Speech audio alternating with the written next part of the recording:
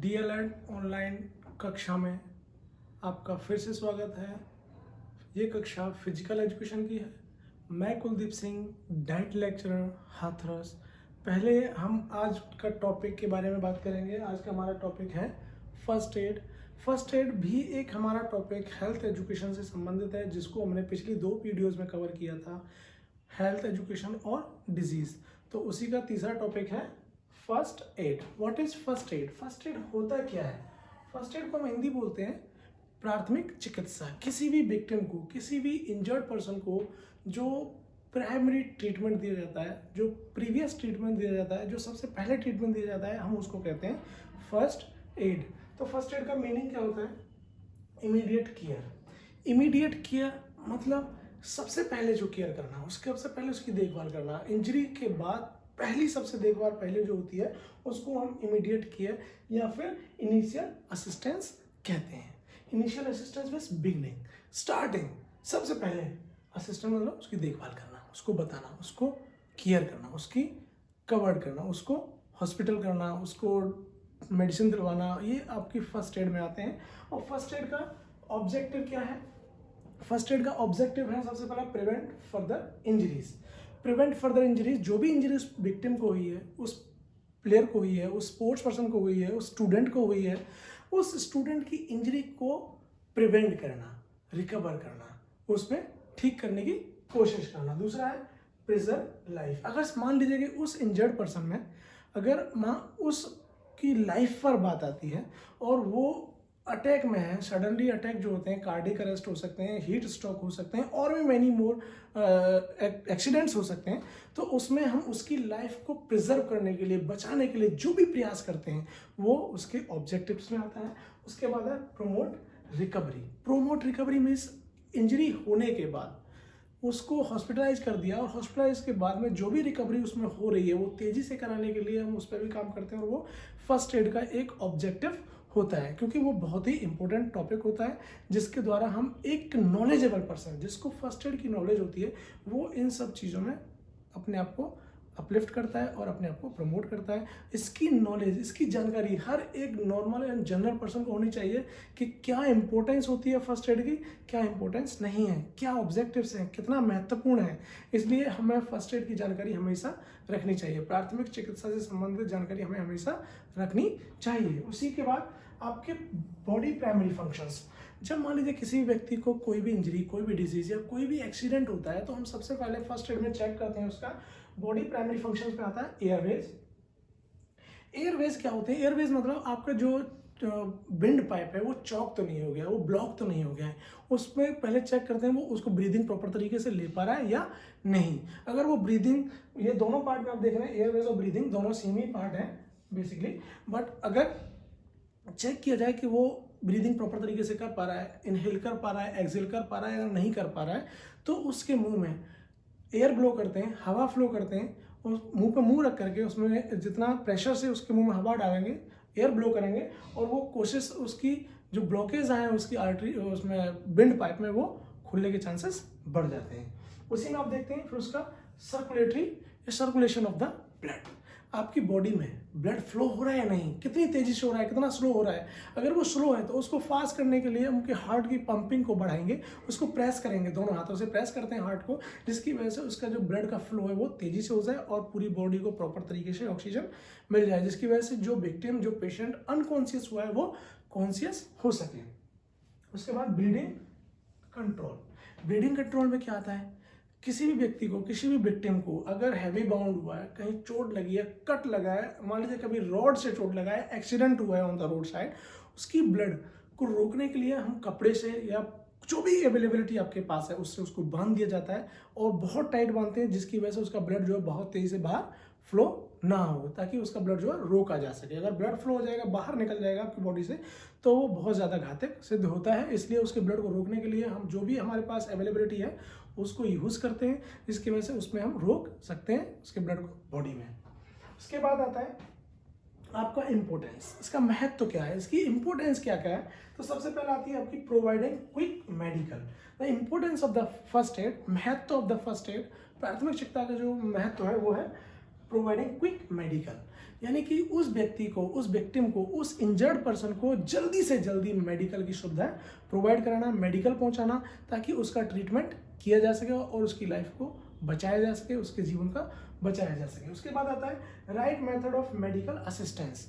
अगर किसी भी व्यक्ति के पास, जो व्यक्ति असिस्ट कर रहा है, जो व्यक्ति जिसके पास फर्स्ट एड की इन्फॉर्मेशन है, फर्स्ट एड से संबंधित जानकारी है, ये प्राथमिक चिकित्सा से संबंधित जानकारी है, तो वो आसानी से किसी भी विक्टिम को, जिसको इंजरी हुई है, जिसको एक्सीडेंट हुआ है on the road side, on the ground side, तो वो आसानी से उसको प्राथमिक चिकित्सा दे सकता है और वो असिस्ट भी कर सकता है। उसके बाद नॉलेज इन फर्स्ट एड, तो फर्स्ट एड से संबंधित भी नॉलेज आपको इस फर्स्ट एड के से क्लास से मिलेगी कि उसकी इम्पोर्टेंस क्या है, उसको हम किस तरीके से दे सकते हैं, किस तरीके से नहीं दे सकते हैं, फर्स्ट एड में क्या होता है, क्या नहीं होता है, तो ये हमें जानकारी होना बहुत ही ज़रूरी है। इसके बाद प्रोवाइड हेल्प, उस विक्टिम को, उस इंजर्ड पर्सन को जल्दी से जल्दी हेल्प प्रोवाइड कराना, उसको जल्दी से जल्दी मेडिकल भेज देना, उसको जल्दी से जल्दी जो भी ट्रीटमेंट दिया जा सके वो देना। तो उसका सबसे पहला मान लीजिए कि अगर रोड साइड एक्सीडेंट हुआ है और आप वहाँ से गुजर रहे हैं, तो हमारा जिस व्यक्ति को फर्स्ट एड की जानकारी होती है और या प्राथमिक चिकित्सा से संबंधित जानकारी होती है, उसका सबसे पहला काम होता है उस व्यक्ति को टेस्ट करना, चेक करना कि उसमें कोई प्रॉब्लम, क्या क्या प्रॉब्लम हुई है, और सडनली चेक करते समय किसी को कॉल बोले कि जब you just call the ambulance, और उस व्यक्ति को कॉल करे कि वो तुम ही करो, वो दूसरे की तरफ ना देखें, उसको बोलो कि तुम कॉल करो एम्बुलेंस को, अगर वहाँ भीड़ होती है तो वो, क्योंकि वहाँ सब भीड़ जब होती है एक दूसरे के मुंह की तरफ देखते हैं, तो इसलिए अगर कोई व्यक्ति इसकी जानकारी रखता है तो वो बोले कि जल्दी से तुम एम्बुलेंस को कॉल करो और उसको बुलाओ, इसलिए उसको जल्दी से जल्दी हेल्प प्रोवाइड की जा सके। अब बात करते हैं फर्स्ट एड किट।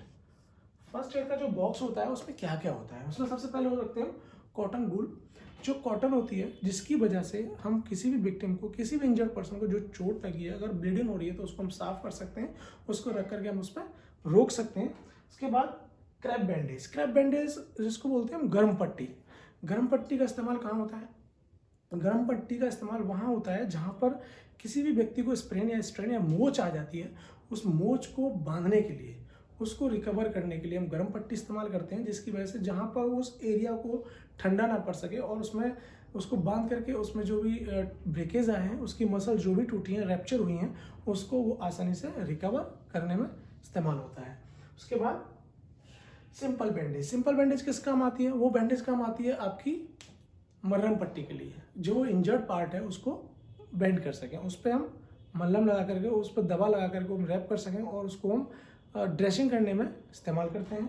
उसके बाद थर्मामीटर, थर्मामीटर का इस्तेमाल क्या होता है? थर्मामीटर एक इक्विपमेंट होता है जिसके द्वारा हम किसी भी बॉडी का टेम्परेचर मेजर कर सकते हैं कि उसका टेम्परेचर बढ़ा हुआ है या कम है। अगर उसको फीवर है तो we should use of the thermometer for checking of the fever, बुखार, उसका टेम्परेचर अगर नॉर्मल टेम्परेचर में होता है 98 डिग्री फ़ारेनहाइट होता है और उससे वो बढ़ रहा है तो इट मीन्स उस व्यक्ति को फीवर है, उसकी बॉडी को रिक्वायरमेंट है ट्रीटमेंट की। सीजर, सीजर किस लिए यूज़ करते हैं? सीजर हम यूज़ करते हैं उस पट्टी को काटने के लिए, उस पट्टी से जो भी प्रॉब्लम उस पर बांधने के लिए हम आसानी से छोटे छोटे टुकड़ों पर काट सकते हैं और उस पर बांध सकते हैं। उसके बाद सोप, सोप का यूज़ क्या होता है? सोप उस पार्ट को जो छिला है, जो स्क्रैप हुआ है, जो चोट लगी है, जो इंजर्ड हुआ है, उसको धुलने के लिए, ताकि वो वहाँ से आसानी से उस जो मिट्टी या वायरस बैक्टीरिया उस पार्ट पर लगे हुए हैं उसको वहाँ से रिमूव किया जा सके या फिर उनको साफ किया जा सके। उसके बाद आता है पेन रिलीवर। पेन रिलीवर एक किलर टैबलेट्स होती हैं, इनका इस्तेमाल हम कब करते हैं? जब किसी भी विक्टिम को, किसी भी पेशेंट को, किसी भी पर्सन को जो इंजर्ड हुआ है, जो एक्सीडेंट से हुआ है, उसको देते हैं, जिसकी वजह से उसमें बॉडी में जो भी पेन हो रहा है, उस पार्ट में जो पेन हो रहा है, जो दर्द हो रहा है, उसको वो दूर कर सके और सहन कर सके। उसके बाद ORS पैकेट्स, ORS पैकेट्स क्यों रखते हैं? ORS पैकेट्स का इस्तेमाल हम इसलिए करते हैं क्योंकि जो during of the play, ground में जब हम खेल रहे होते हैं तो गर्मी के मौसम में खेलने पर आपकी बॉडी से बहुत ज़्यादा स्वेट निकलता है, वाटर रिमूव होता है, डिहाइड्रेशन हो जाता है। जब डिहाइड्रेशन होने पर किसी भी बॉडी से फ्लूइड निकलता है तो प्रॉब्लम्स होती हैं और वो ब्रीदिंग करने में और उसको रिकवर करने में बहुत प्रॉब्लम्स होती हैं, इसलिए हम उसको ORS घोल पानी में मिला के देते हैं, जिसकी वजह से वो आसानी से रिकवर कर पाता है और उसकी बॉडी में ग्लूकोज जो लेवल कम हुआ है वो फ्लो होता है, बढ़ जाता है और आसानी से वो रिकवर कर पाता है। उसके बाद आता है आपके ये एक्सीडेंट्स। एक्सीडेंट कहाँ कहाँ कितने हो सकते हैं? एक्सीडेंट किस प्रकार के होते हैं? एक्सीडेंट सबसे पहले होता है बर्न्स। हम फर्स्ट एड में वार्निंग फर्स्ट एड क्या देंगे वर्ड में, अगर कोई व्यक्ति जल जाता है तो जलने वाले व्यक्ति को हम किस तरह का ट्रीटमेंट देते हैं, किस तरह का फर्स्ट एड देंगे। उसमें क्या, अगर कोई व्यक्ति जल रहा है तो जलते हुए व्यक्ति को कंबल से या किसी हैवी कपड़े से ढक देते हैं ताकि उसमें ऑक्सीजन ना पहुंचे और उसकी जो आग है, उसमें जो बॉडी में जो जल रहा है वो बुझा जा सके, उसकी आग को ख़त्म किया जा सके। अगर पानी डाल देंगे तो ऑक्सीजन के साथ और उसको जलन होगी और प्रॉब्लम हो सकती है। इसलिए उसकी बॉडी को किसी कंबल से ढक दिया जाए, किसी कपड़े से ढक दिया जाए, किसी हैवी कपड़े से ढका जाए ताकि उसमें ऑक्सीजन ना पहुंचे और उसकी आग जो है बुझाई जा सके। उसके बाद आता है ब्लीडिंग। ब्लीडिंग मतलब किसी को कट लग जाना, चोट लग जाना, और हैवी चोट लगना, हैवी कट लगना, जिसकी वजह से बॉडी से बहुत सारा ब्लड फ्लो हो रहा है। उस ब्लड को रोकने के लिए हम जो भी हमारे पास कपड़ा या फिर कोई भी ऐसा चीज़ जिससे हम उसकी बॉडी को बांध सकते हैं, उस पार्ट को बांध सकते हैं जिसकी वजह से ब्लड जो फ्लो हो रहा है वो ना हो, उसको रोकने के लिए हम जो भी चीज़ इस्तेमाल करते हैं वो ब्लडिंग को रोकने में इस्तेमाल हो रहा है। उसके बाद इलेक्ट्रोकर्शंस। इलेक्ट्रोकर्शंस मीन्स बिजली के झटके। किसी भी व्यक्ति को अगर करंट लग जाए, बिजली का करंट लगता है तो उसको बहुत तेज़ी से झटका लगता है, कोई प्रॉब्लम्स होती हैं और उसका जो हार्ट है वो काम करना स्लो कर देता है, उसका ब्रीदिंग भी स्लो हो जाती है। इसलिए उस कंडीशन में हम उसके मुंह में हवा भरते हैं, उसको प्रेस करते हैं, उसके हार्ट को पंप कराने के लिए प्रेस करते हैं और उसके मुंह में हवा ब्लो करते हैं, जिसकी वजह से वो आसानी से ब्रीदिंग करने में रिकवर हो सके। उसके बाद आता है snake bite. Snake bite means सांप का काटना। सांप जब काट लेता है, मान लीजिए अगर किसी व्यक्ति को सांप ने काट लिया और सांप को काटे हुए पार्ट के दोनों साइड में, उसको बीच में लेते हुए नीचे और ऊपर दोनों साइड में इतना हैवी बांध दिया जाता है, बांध देना चाहिए ताकि वो ब्लड उसकी बॉडी में ऊपर की तरफ फ्लो ना हो और उस बॉडी का जो नीचे की तरफ भी ना हो। तो जहाँ काटा है वो वहीं के वहीं रहे। अगर फ्लो भी हो रहा है तो स्लो फ्लो हो, क्योंकि वो बांध दिया गया है। बांधने पर ब्लड का जो फ्लोइंग है वो स्लो होगा और वो जल्दी से हम उसको ट्रीटमेंट के लिए हॉस्पिटलाइज्ड करना चाहिए। उसके बाद फ्रैक्चर एंड स्प्रेन। फ्रैक्चर क्या होता है? किसी हड्डी का टूट जाना, किसी हड्डी का टूट जाना डिफरेंट पार्ट्स में, एक या एक से अधिक पार्ट्स में हड्डी का टूट जाना ही फ्रैक्चर कहलाता है। उस फ्रैक्चर्ड पार्ट को, उस हड्डी के टूटे हुए पार्ट को हम बांध देते हैं लकड़ियों के साथ, कपड़े से, ताकि उसको वो जो पार्ट है वो मूव ना करे और वो पार्ट ना चले। इसलिए उस पार्ट को हम बांध देते हैं, रैप कर देते हैं, इमूवेबल बना देते हैं जो पार्ट फ्रैक्चर हुआ है। उसके बाद आता है स्प्रेन। स्प्रेन मीन्स होती है मोच। किसी भी जॉइंट का डिसलोकेट हो जाना, रैप्चर हो जाना या फिर टेंडोन्स का टूट जाना, उसको हम यूज़ करने के लिए क्रैप बैंडेज यूज़ करते हैं, कोई नॉर्मल कपड़ा भी यूज़ करते हैं। और उसके लिए हम एक चीज़ वर्ड यूज़ करते हैं, राइस। राइस क्या होता है? Rest, ice, comprehension and elevation. ये बहुत इंपॉर्टेंट होता है किसी भी स्प्रेन वाले पार्ट को रिकवर करने के लिए। Rice means rest, ice, comprehension and elevation. ये बहुत इंपॉर्टेंट चीज़ होती है किसी भी इंजर्ड पार्ट को, किसी भी स्प्रेन पार्ट को रिकवर करने में। उसके बाद आता है पॉइजनिंग। किसी व्यक्ति ने अगर पॉइजन खाया है तो उसको कैसे रिकवर करना है, उसको क्या पिलाना चाहिए, क्या खिलाना चाहिए ताकि उसकी बॉडी में जो पॉइजन है वो ना घुले और उसको जल्दी से जल्दी ऐसी चीज़ खिलानी चाहिए वो वोमिट कर सके और वो पॉइजन जो भी उसने लिया वो बाहर आ सके। उसके साथ उसको तुरंत ही मेडिकल या हॉस्पिटलाइज करना चाहिए, उसका जल्दी से जल्दी ट्रीटमेंट किया जा सके। उसके बाद आता है हीट स्ट्रोक। हीट स्ट्रोक क्या होता है? हीट स्ट्रोक में आपकी बॉडी में इतनी हीट जनरेट हो जाती है ड्यूरिंग ऑफ द प्ले, जब हम खेल रहे होते हैं सनलाइट में, और जब सनलाइट बहुत ज़्यादा होती है और उससे निकलने वाला रेज आपकी बॉडी से आपके फ्लूइड को डिहाइड्रेशन करा देता है, जिसकी वजह से हीट स्ट्रोक होने के चांसेस बढ़ जाते हैं, जिसमें आपका हार्ट जो है अरेस्ट हो जाता है, जिसका आपका जो कार्डियक है अरेस्ट हो जाता है और वो पंपिंग करने में आसानी नहीं फील करता है और वो ब्रीदिंग करने में भी प्रॉब्लम होती है। इसीलिए हम उसको बोलते हैं हीट स्ट्रोक। उसके बाद ये हमारा टॉपिक था फर्स्ट एड का। उसी का दूसरा टॉपिक है हमारा red cross. What is red cross? Red cross क्या होती है? रेड क्रॉस एक ऑर्गेनाइजेशन है, एक संगठन है जो वर्क करता है, जो काम करता है बच्चों के, व्यक्तियों के, पेशेंट्स के वेल विशिंग के लिए, उनको अच्छी से अच्छी सुविधाएं प्रोवाइड कराने में, उनको ट्रीटमेंट देने में, उनकी देखभाल करने में। सबसे पहले हम बात करेंगे कब बना था। हम रेड क्रॉस सोसाइटी इंडिया की बात करेंगे तो इंडिया में इसकी फॉर्मेशन, इसकी जो स्थापना हुई थी वो 1920 में हुई थी। अगर हम इसका मुख्यालय की बात करते हैं तो वो है दिल्ली में। और अगर हम बात करते हैं इंटरनेशनल रेड क्रॉस सोसाइटी की तो वो उसका मुख्यालय है जेनेवा, स्विट्जरलैंड। तो ये वर्क कहाँ कहाँ करती है, उसके एरियाज क्या क्या हैं, क्षेत्र कहाँ कहाँ हैं? तो उसका सबसे पहला क्षेत्र है हॉस्पिटल सर्विसेज में। हॉस्पिटल सर्विसेज में मतलब किसी भी इंजर्ड पर्सन को, किसी भी प्लेयर को, किसी भी व्यक्ति को हॉस्पिटलाइज करना या हॉस्पिटल की सुविधाएं देना ही हॉस्पिटल सर्विसेज में आता है। ब्लड बैंक, किसी भी व्यक्ति को, किसी भी विक्टिम को, किसी भी पर्सन को अगर ब्लड की आवश्यकता है तो ब्लड देना या ब्लड उसको प्रोवाइड कराना एक रेड क्रॉस सोसाइटी का काम है।